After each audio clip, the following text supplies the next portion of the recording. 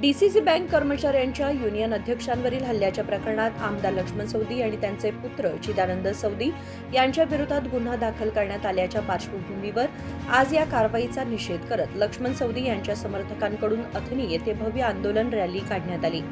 अथणीमध्ये सवदी समर्थक चाहत्यांसह काँग्रेस कार्यकर्त्यांनी मोठ्या संख्येने सहभाग घेतला।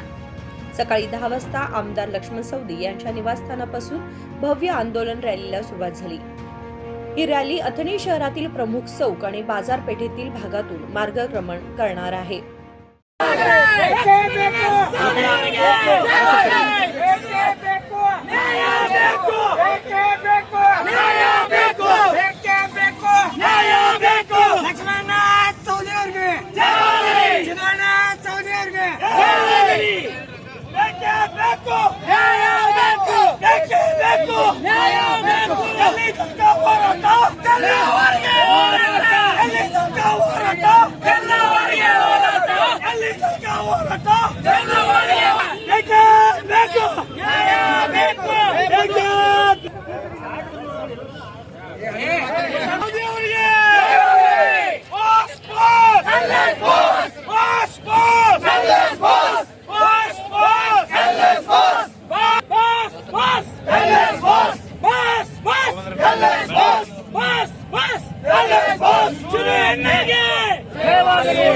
ಕುತಂತ್ರ ಮಾಡುವ ರಾಜಕಾರಣಿಗಳಿಗೆ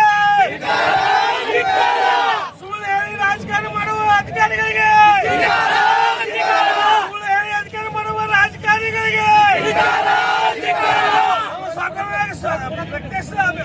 ಮಾಡುವಂತ ಅಧಿಕಾರಿಗಳಿಗೆ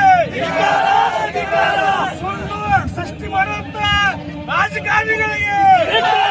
दरम्यान डीसीसी बँक युनियन नेत्यावरील हल्ल्याप्रकरणी बीएनएस कायद्यानुसार कलम 189(2), 191(2), 115(2), 351(2), 352(2) आणि 190 अंतर्गत गुन्हा दाखल करण्यात आला असून हा गुन्हा बेळगाव जिल्ह्यातील अथणी पोलीस ठाण्यात नोंदवण्यात आलाय।